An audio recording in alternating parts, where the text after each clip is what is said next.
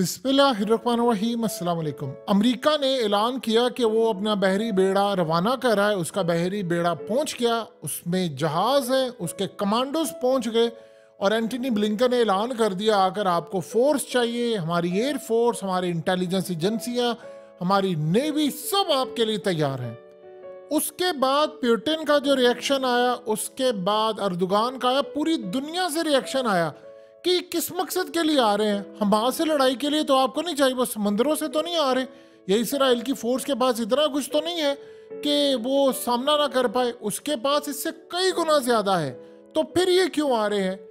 ये जंग सिर्फ इसराइल तक अब महदूद नहीं रहनी या फलस्तीन तक नहीं रहनी, ये पूरी दुनिया को अपनी लपेट में लेने वाली है, क्योंकि जो अब डेवलपमेंट हुई है वो सबसे खतरनाक है।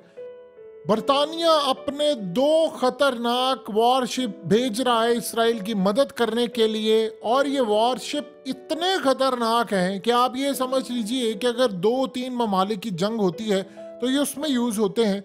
अब आप सिर्फ इतना सवाल का जवाब दे दीजिए कि आखिरकार ये वॉरशिप आ क्यों रहे हैं, यहाँ करने क्या आ रहे हैं?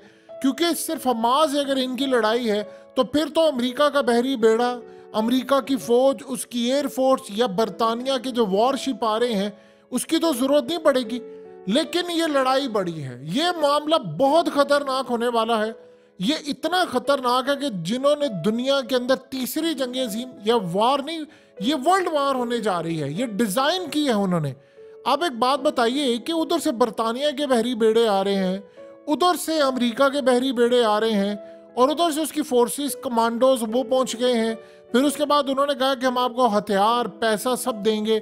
उधर यूरोप ने कह दिया है कि हम अपने फौज और ये तमाम चीजें रवाना करें। उधर नेटो ने कहा है कि 40 ममालिक की फौज आ रही है। करने क्या आ रहे हैं?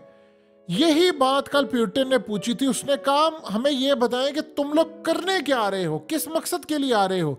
वो मकसद नहीं अभी तक बता रहे, अब आपको समझ आएगी। देखिए, सबसे बड़ा अखाड़ा सजने वाला है, ये अभी लोगों को समझ नहीं आ पा रही। ये लड़ाई बहुत बड़ी होने वाली है, इतनी बड़ी होने वाली है, इसमें 1, 2, 3 नहीं 15, 20, 25, 50 ममालिक भी शामिल हो सकते हैं। क्योंकि अगर नेटो शामिल हुई तो 40-50 ममालिक तो वैसे ही आ जाएंगे। अब दूसरी सतह पर उसमें आप ये देखिए, अमेरिका और ये सारे आ रहे हैं इसराइल की मदद करने के लिए। किसके खिलाफ? हमास तो एक छोटी सी ताकत है, हमास का तो लेवल ही नहीं है कि वो लड़ाई कर सके। देखिए, हमास के पास क्या है, पाइपों से निकाल निकाल कर वो लोग, यानी आप सोचिए पाइपों से निकाल कर वो बनाते हैं रॉकेट, उसकी क्या वैल्यू है? आयरन डोम उसको तबाह कर देता है। फिर वो ड्रोन उनके पास उस लेवल के नहीं है, वो थोड़ा सा नुकसान करते हैं। अगर वो 1% नुकसान करते हैं तो ये 100% करते हैं फिर उसके बाद उनका, यानी फलस्तीनियों का।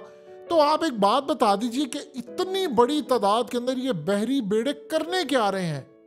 देखिए, इसका मतलब ये है कि कुछ बड़ा होने वाला है, और वो बड़ा बार बार हकीकत टीवी आपको पिछले तकरीबन 4-5 साल से बता रहा है। इनकी प्लानिंग, वो मामला अब बिगड़ने जा रहा है। अगर तो सिर्फ और सिर्फ हमास को सबक सिखाना है तो वो तो इसराइल हमेशा से सिखाता है। 2 आज चीजें उन्होंने ऐलान कर दी है।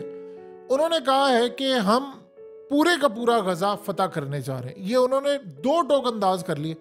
और दूसरा, अमेरिका के सेनेटर्स कह रहे हैं कि वो ईरान के ऊपर बम मार दे, और उसके बाद दीगर ममालिक। और आज इन्होंने ऐलान किया है कि जो साथ देगा इनका, यानी फलस्तीन के मामले पर जो इसराइल के खिलाफ जाएगा, उस पर पाबंदियां आयद करने की नेतन्याहू ने डिमांड कर दी है। यानी उसका क्या मतलब है कि जो हमारे खिलाफ जाएगा हम उस पर पाबंदियां आयद करेंगे, तो कोई मुल्क इनके खिलाफ नहीं जाएगा। ये अब तक की सूरत हाल है। अब आप एक बात बताइए कि इनके जो आ रहे हैं वॉरशिप्स, ये दोनों साइड से, यूरोप की साइड से, इसका मतलब कोई बड़ा कत्लेआम होने वाला है। इसका मतलब है कि उनको रिएक्शन का खतरा है, और वो रिएक्शन कहां से आएगा? अगर तो सिर्फ गजा की बात है तो मामला यहाँ नहीं रुकने वाला। इन्होंने पूरे का पूरा गजा जो है वो हासिल करना है, फिर उसके बाद आएंगे ये मस्जिद अक्सा की जानिब। आप देखिए कि सबसे ज्यादा रिएक्शन आने का खतरा कब है? गजा अगर ये फतह कर लेंगे तो रिएक्शन नहीं आएगा। ये बात आप ज़हन में रख लीजिएगा, उम्मत मुस्लिमा की जानिब से रिएक्शन नहीं आएगा। अभी तक जो रिएक्शन आया है इसी तरह करेगा। रिएक्शन इनको आने का खतरा है कि जब ये मस्जिद अक्सा की साइड पर आएंगे और ये कहेंगे कि आज के बाद ये हमारा हो चुका है, और यानी उनकी हुकूमत को वो डिसमिस करेंगे। इसके बाद वो जाएंगे महमूद अब्बास के पास, यानी महमूद अब्बास को उसकी हुकूमत ख़त्म करने की पूरी तैयारी करेंगे। बरतानिया के, यानी उसके बाद जाहिर सी बात है फिर रिएक्शन आएगा, इर्द गिर्द से लड़ाई होगी। तो जब रिएक्शन आएगा तो ये जो वॉरशिप है, ये जो बरतानिया भेज रहा है, अमेरिका भेज रहा है, ये तब काम आएंगे। तो अगर यूरोप के 40-50 जो ममालिक नेटो के हैं उनको आप शामिल कर ले, यूरोप के ममालिक उसमें आ जाते हैं और इर्द गिर्द के ममालिक आ जाते हैं, अगर सारे इसराइल की मदद करने के लिए आ रहे हैं तो वो हमास से लड़ाई के लिए नहीं आ रहे, वो बड़ी लड़ाई के लिए आ रहे हैं। और बड़ी लड़ाई इसी सूरत होने वाली है कि इस खित्ते के अंदर कुछ बड़ा खतरनाक होने वाला है, कुछ बहुत ही ज़्यादा खतरनाक होने वाला है, जिसका अंदाज़ा अभी हमारी सोचों से बहुत परे का है। देखिए, दो चीज़ें समझिएगा। आज जो बात हो रही है रशिया के अंदर, वो क्या बात हो रही है? वो कह रहे हैं कि अभी तक पूरा मीडिया वेस्ट, वो अमेरिका को टारगेट करते हैं वेस्ट को, वो कह रहे हैं कोई इस बात का जवाब देने को तैयार नहीं है कि इजराइल की फोर्सेस नाकाम क्यों हुई। नाकाम नहीं हुई, वो उनकी कामयाबी थी, उनके नज़दीक ये कामयाबी है। अपने बंदे कुछ मरवा लिए, सिक्योरिटी लैब्स करवा के, जवाब उनको मिल गया। अब वो वहां पर जाएंगे हमला करने के लिए, फिर उसके बाद उन्होंने इधर जाना है। तो आप ये देखें कि जब वो फ़लस्तीन के अंदर मस्जिद अक्सा वाली साइड पर आएंगे तो वहां पर तो है महमूद अब्बास की हुकूमत, और महमूद अब्बास जा रहे हैं मॉस्को। याद रखिएगा, बशारुल असद की हुकूमत गिराने की जो तैयारी थी तो उसमें आकर मदद की थी पुतिन ने, हुकूमत उसकी बचाई थी, वहां पर उसने अड्डे बना लिए थे। तो अगर फ़लस्तीन के अंदर, समझिए इस बात को, अगर फ़लस्तीन के अंदर रूस ने कह दिया कि मुझे अड्डे दो, मैं आ रहा हूं वहां पर, और वो इसराइल के अंदर आकर, यानी आप फ़लस्तीन में बैठ गए तो आप इसराइल में बैठ गए, तो फिर क्या होगा? फिर अमेरिका भी कूदेगा, अमेरिका कहेगा हम नहीं होने देंगे, इसराइल तो कभी होने नहीं देगा। तो इसका मतलब है कि फिर लड़ाई कहाँ से होगी उसकी हुकूमत बचाने के लिए? शाम से। तो शाम के मुतालिक तो तमाम अहदीस है। अब ज़रा इस हदीस को समझ लें। हकीकत टीवी ने जो पोस्ट की है, ये अबू दाऊद की हदीस नंबर 4297 है। ये इसका मफहूम आपको बताते हैं कि नबी पाक सल्लल्लाहु अलैहि वसल्लम ने फरमाया, एक ऐसा वक्त आएगा कि दूसरी उम्मतें तुम्हारे खिलाफ एक दूसरे को बुलाएंगी, जैसे खाने वाले अपने प्याले पर एक दूसरे को बुलाते हैं, यानी दावत के लिए आप बुलाते हैं कि यार दावत की है, आओ आओ। तो कहा कि तुम्हारे ऊपर टूट पड़ेंगे, यानी तुम्हारी दावत करेंगी कि आओ इनको खाओ, इनको करो। तो उसको पूछा गया कि क्या हम उस वक्त किल्लत में होंगे, कमी में होंगे? उन्होंने कहा नहीं, तादाद में बहुत ज़्यादा होंगे, लेकिन झाग की तरह होंगे, जिस तरह सैलाब का झाग होता है। अल्लाह तुम्हारे दुश्मन के सीनों से तुम्हारा खौफ निकाल देगा और तुम्हारे दिलों में वहन डाल देगा। तो फिर पूछा अल्लाह के रसूल से कि वहन क्या होता है? तो आप सल्लल्लाहु अलैहि वसल्लम ने फरमाया, दुनिया की मोहब्बत और मौत की कराहत। यानी आप अंदाज़ा कीजिए, क्या आपको ये टाइम इस वक्त आता हुआ नज़र नहीं आ रहा कि आप सोचिए ज़रा, तमाम उम्मत को इस वक्त एक जगह साइड पे कर दिया और सबको बुलाया जा रहा है, सबको बुलाया जा रहा है। किसको बुलाया जा रहा है? अमेरिका तू भी आ, बरतानिया तू भी आ, नेटो तू भी आ, यूरोप तू भी आ, आओ सारे मिलकर खाते हैं मुसलमानों को, आओ फ़लस्तीन खाएं, आओ लिबनान खाएं, आओ ईरान खाएं, आओ सारे ममालिक खाते हैं बारी बारी करके, पहले ये पहले वो, आओ उर्दन खाते हैं। आपको क्या लगता है उर्दन उसके बाद इन्होंने उर्दन को छोड़ना है? तो ये जो सूरत हाल इस वक्त पैदा हो रही है एग्जैक्ट इस हदीस के मुताबिक होगी, ये शुरुआत हो रही है। वरना आप बताइए, अगर हमास से लड़ाई ही करनी थी या हमास से लड़ना था या उससे बदला लेना था, तो इसराइल के जो एयर डिफेंस सिस्टम है, आप एक बात बताइए, इसराइल को ये जो सालाना अरबों डॉलर्स की इमदाद मिलती है उसकी सिक्योरिटी के लिए, प्रोटेक्शन के लिए, कोई इससे पूछ क्यों नहीं रहा? आज यूनाइटेड नेशन ने कह दिया है कि बच्चों समेत हमारे कई लोग मारे गए हैं। तो किसी ने इसराइल से पूछा है कि तुमने इतने लोग क्यों मार दिए, कैसे मार दिए, कहाँ से मार दिए? क्या इस पर कोई बात हुई है? क्या ये इस पर कोई पूछने को तैयार है? कोई पूछने को तैयार नहीं। तो फिर वो क्या करने वाले? ये सारा पूरा एक प्री प्लान था, पूरा एक तमाशा बना हुआ था अमेरिका के बारे में। अब अमेरिका के अंदर से आवाज़ें उठ रही हैं कि यूक्रेन के अंदर जो उसने असला दिया था वो ब्लैक मार्केट के अंदर उसी के लोगों ने हमास को बेचा, उन्होंने इन पर हमला किया, इन्होंने हमला होने दिया, इनको जवाब मिला, इनके बंदे मरे, अब वो गजा के अंदर जा रहे हैं, उन्होंने वहां बमबारी शुरू की है। ये जो स्टेप बाय स्टेप उनके प्लान थे वो सारे कामयाब होते जा रहे हैं। गजा के अंदर जो इन्होंने 24 से 48 घंटों के बाद मिसाइलों की बारिश करनी है, उसके बाद दुनिया, आप ये देखिए कि एक लड़ाई तो होगी, चाहे वो रिएक्शन जैसा भी हो, थोड़ा हो बड़ा हो, कहीं ना कहीं से आएगा। लेकिन सवाल ये पैदा होता है कि अगर बरतानिया फोर्स भेज रहा है अपनी, अमेरिका भेज रहा है, यूरोप भेज रहा है, नेटो भेज रहा है, तो हम फ़लस्तीन बचाने के लिए क्या भेज रहे हैं? एक सिंपल सी बात है, क्या ताल्लुक है? क्या बरतानिया कोई यहूदी मुल्क है?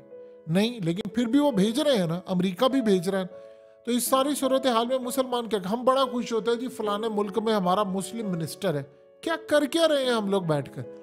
ये जो इस वक्त सूरत हाल पैदा हुई है, ये अब तक की सबसे खतरनाक है। इसका मतलब है कि अगर इतने ममालिक आ रहे हैं, सबके वॉरशिप आ रहे हैं, अगर तो आप बैठे हो मेरा इंतजार के अंदर कि रूस आपकी मदद करेगा या फलाना आपकी मदद करेगा, तो आप एक बात बताइए कि वो तो शायद मदद कर देंगे, लेकिन उसमें मुसलमानों की जो तबाही होगी तो मुस्लिम ममालिक बाकी क्या कर रहे हैं? यानी उन्होंने क्या करना है?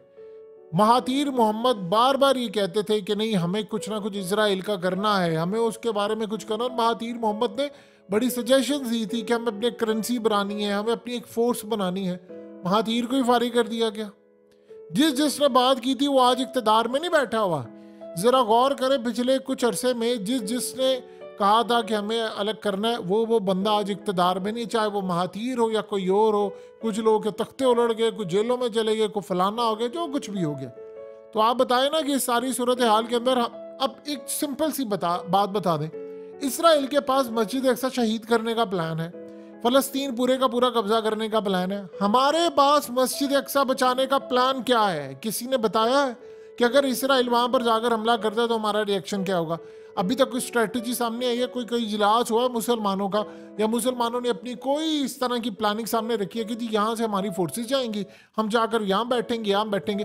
अब क्या सारा कुछ बैठकर रूस ने करना है? उस रूस से तो आधी से ज्यादा दुनिया नफरत करती है। यानी आप अंदाजा कर ले कि आप एक बार लोग कहते हैं चाइना आएगा, चाइना क्या करेगा आकर बचाने के लिए? लड़ाई वो करेंगे अमेरिका के साथ, वो इतनी ज्यादा डोमिनेंसी करने नहीं देंगे। लेकिन बाकी 57 मुल्क क्या कर रहे हैं? 90 लाख की आबादी है इसराइल की, 90 लाख की आबादी, 2 अरब मुसलमान है। लाहौर की आबादी 1.25 करोड़ है और 90 लाख पूरे इसराइल की आबादी है। पूरी दुनिया में अगर यहूदी देखे तो 1.5 करोड़ है लाहौर की आबादी के मुताबिक। कराची की आबादी 3.5-4 करोड़ है, तो उससे भी आधी आबादी और उससे भी कितनी गुना कम आबादी आप देख लें उनकी पूरी दुनिया में, और सिर्फ 90 लाख लोग हैं।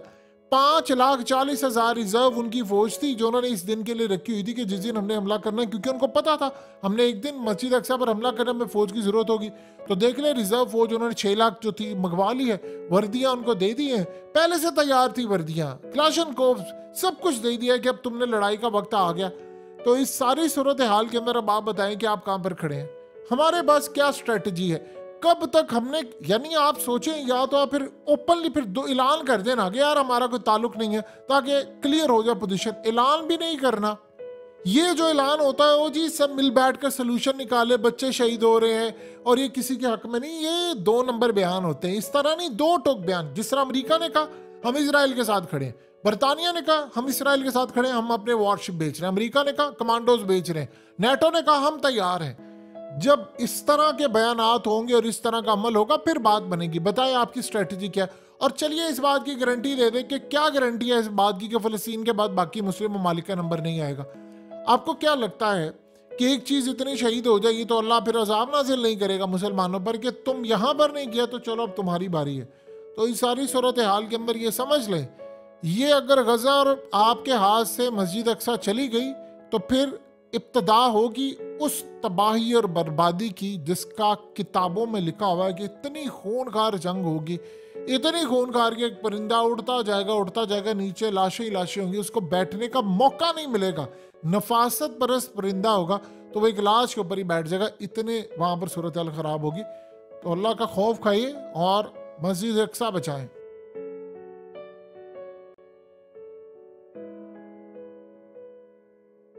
हकीकत टीवी को सब्सक्राइब करना मत भूलें, वीडियो को लाइक करें, शेयर करें और कमेंट सेक्शन में अपनी राय का इजहार ज़रूर करें।